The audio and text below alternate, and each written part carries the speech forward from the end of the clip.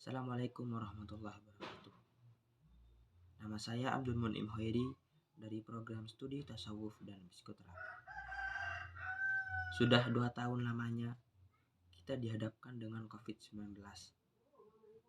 COVID-19 ini berdampak serius kepada kehidupan kita.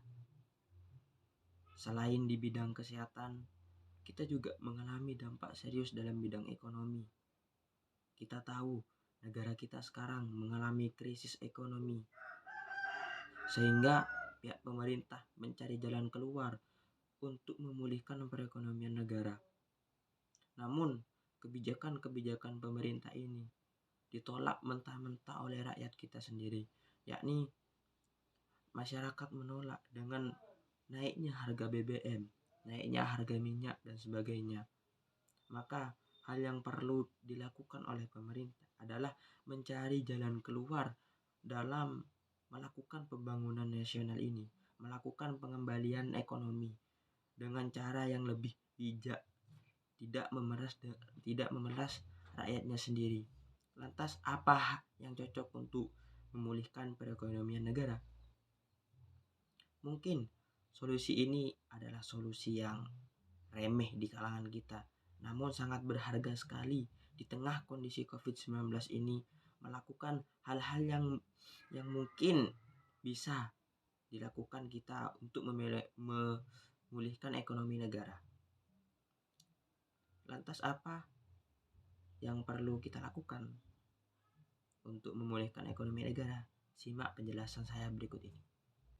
Salah satu ide saya dalam memulihkan perekonomian negara adalah memajukan ekspor di Indonesia sendiri.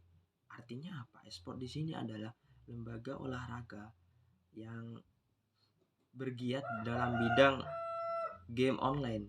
Jadi bagaimana sekiranya dengan memanfaatkan teknologi kita dapat memulihkan perekonomian negara ini dengan memanfaatkan game-game online. Kita tahu baru-baru ini MPLID Season 9 sudah dilaksanakan, sudah dihelat di Jakarta. Nah, di situ kemampuan, skill-skill pro player yang ada di dalam game tersebut itu sangat memukau. Jadi kita perlu kembali mengasah skill-skill pro player pada bidang Mobile Legends ini atau bidang-bidang lainnya. Kita tahu pada masa pandemi 1 tahun yang lalu ataupun kemarin-kemarinnya, Mobile Legends ataupun PUBG Mobile dan sebagainya itu sudah mendapat kejuaraan dunia, seperti contohnya pada Free Fire. Kemarin pada masa pandemi mereka menjuarai dunia dengan nilai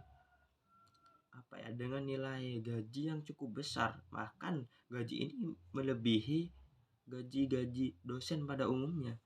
Sehingga saya berpikiran dengan memajukan e-sport ini dapat memulihkan perekonomian negara, dapat memulihkan pembangunan negara. Jadi simpel saja gitu. Pihak pemerintah itu tengah memfasilitasi kepada pro player, kepada para gamers itu untuk melakukan mengasah skill mereka dalam bidang e-sport itu sendiri. Baru-baru ini kita tengah menyelesaikan MPLID Season 9. MPL ini singkatan dari Mobile Legends Professional League, yang mana MPL ini adalah sebuah ajang kompetisi, ajang perlombaan dalam bidang games Mobile Legends yang bergengsi di Indonesia kali ini pada tahun ini. Mungkin solusi ini adalah solusi yang tepat untuk membangun perekonomian negara dengan memperkuat atau memfasilitasi kita dalam dunia e-sport. Nah, pertanyaannya, apakah benar e-sport ini dapat memberikan dampak positif kepada pembangunan negara? Ya, jawabannya bisa jadi. Karena alasan pertama yang bagi saya, e-sport ini adalah sebuah ajang kompetisi. Kita tahu sepak bola merupakan ajang kompetisi yang bergengsi kelas dunia. Sudah bertahun-tahun lamanya sepak bola Indonesia ini masih belum menjuarai di keduniaan. Hanya saja sebatas Asia, dan sebagainya. Namun kita tahu e-sport ini sudah mendunia juga. Jadi ajang kompetisi e-sport ini bisa dimanfaatkan oleh kita untuk membuktikan kepada dunia bahwa Indonesia itu juga hebat gitu. Nah, di satu sisi dengan menunjukkan skill-skill kita dalam games, kita dapat memberikan hal positif kepada negara, yakni dengan hasil ajang kompetisi tersebut kita dapat membangun perekonomian negara. Terus alasan yang kedua adalah dapat mengharumkan nama negara.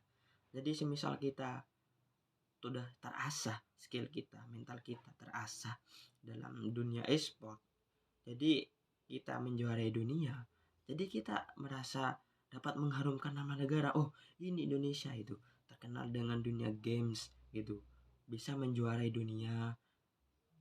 Terus alasan yang ketiga adalah dunia games ini milik Indonesia gitu. Kita tahu kalau kita pergi ke negara-negara lain, negara-negara yang maju seperti negara Cina, terkenal dengan negara teknologi.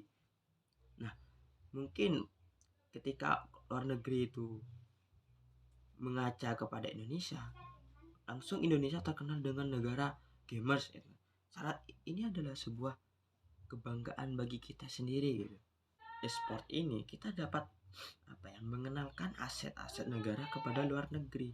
Jadi semisal kita sudah juara gitu, sudah bisa mengharumkan nama negara. Nah, di satu sisi dengan mengharumkan nama negara ini, kita juga bisa mengenalkan aset-aset yang ada di dalam negara.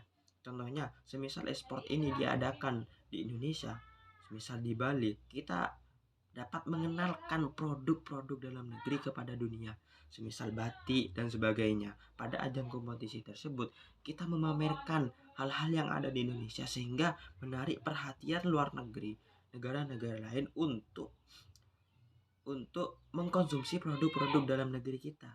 Jadi di satu sisi e-sport ini juga bisa mempromosikan barang-barang dalam negeri gitu. Oh, ini Indonesia gitu. Di samping juga e-sportnya terkenal, ternyata di dalam negaranya itu banyak tradisi-tradisi yang sangat wow gitu. Mungkin batiknya, produk-produk dalam negeri yang lain gitu. Nah, dengan demikian, dengan cara ini mungkin saja perekonomian negara itu bisa kembali seperti semula. Tidak ada konflik di antara kita, tidak ada demo-demo yang dapat merusak keutuhan NKRI. Nah, dengan e-sport ini kita juga mengindonesiakan dunia. Jadi kita dapat mempromosikan semua aset-aset negara kita. Nah, dengan ini salah satu cara untuk menjadikan Indonesia negara yang maju, negara emas 2045. Ketika hal-hal tersebut sudah terrealisasi, kita memanfaatkan e-sport ini sebagai lahan untuk melakukan ekspor barang-barang produk dalam negeri. Nah, memang kita kalah dalam membuat teknologi, tapi kita tidak kalah dalam bagaimana teknologi itu dimanfaatkan. Mungkin itu adalah solusi saya. Kurang lebihnya mohon maaf. Wassalamualaikum warahmatullahi wabarakatuh.